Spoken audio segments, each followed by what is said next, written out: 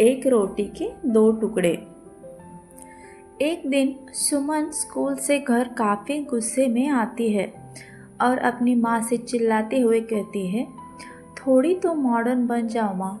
आज के ज़माने में कौन अपने बच्चे को रोटी देता है, वो भी टिफ़िन में। मुझे कल से मेरे दोस्तों की तरह नूडल्स या बर्गर चाहिए। नमस्कार, पीके स्टोरीज चैनल पर आपका स्वागत है। चलिए आज की कहानी शुरू करते हैं।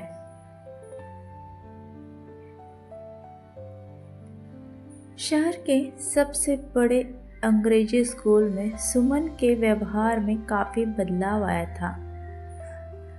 अब वो ज़्यादातर इंग्लिश में बातें करती थी, पेरेंट्स से ब्रांडेड कपड़ों की डिमांड भी करती थी और कभी कभी अपने पेरेंट्स को भी इंग्लिश सीखने के लिए कहती थी। शुरू में उसके माँ बाप उसे देखकर काफ़ी खुश हुआ करते थे, क्योंकि उनकी बेटी मोहल्ले की सबसे स्मार्ट लड़की जो बनी थी। लेकिन सुमन की स्मार्टनेस बदतमीजी में कब बदल गई खुद को भी पता नहीं चला। अब सुमन की डेली रूटीन में किसी न किसी को नीचा दिखाना भी शामिल था, खासकर अपनी माँ को। प्राइवेट ऑफिस में काम करने के कारण सुमन के पिता उसे थोड़े मॉडर्न लगते थे, लेकिन सारा दिन किचन में काम करने वाली माँ उसे खूंटे से बंधी कोई गाय नजर आती थी।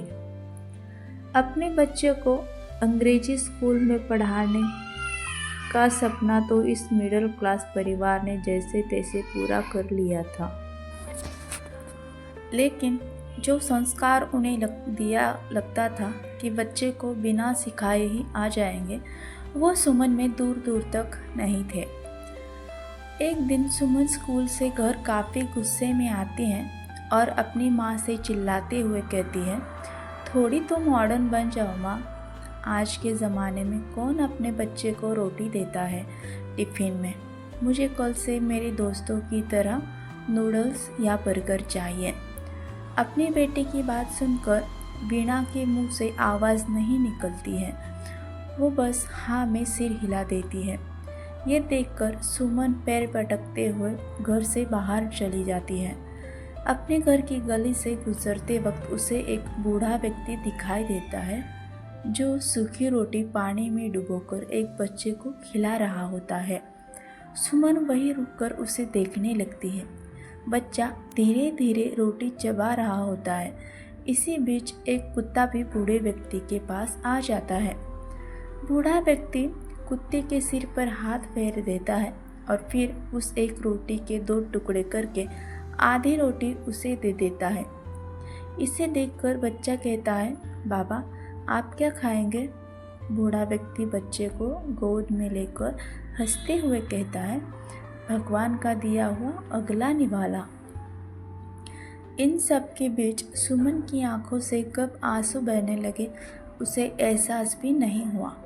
वो भागकर अपने घर गई और वहाँ से अपने लंच का डिब्बा बच्चा का खाना लेकर आई और बूढ़े व्यक्ति को दे दिया।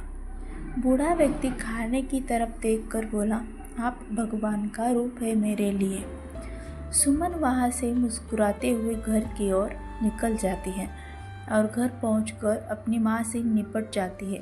भारी आवाज़ में वो माँ से कहती है, माँ मुझे माफ़ कर दो, आप दुनिया का सबसे अच्छा खाना बनाती है और आज के बाद मैं आपसे कोई भी बेतुकी डिमांड नहीं करूँगी। मुझे तो भगवान ने पहले ही काफ़ी कुछ दिया है। वीणा उसे माथे पर चूम कर कहती है, आज डिनर में नूडल्स है। इसके बाद दोनों एक दूसरे को देखकर हंसने लगते हैं। आपको कहानी अच्छी लगी तो वीडियो को लाइक और शेयर करें और ऐसे ही नए नए वीडियोस के लिए, कहानी के लिए चैनल को सब्सक्राइब ज़रूर करें। धन्यवाद। जय शिवराय।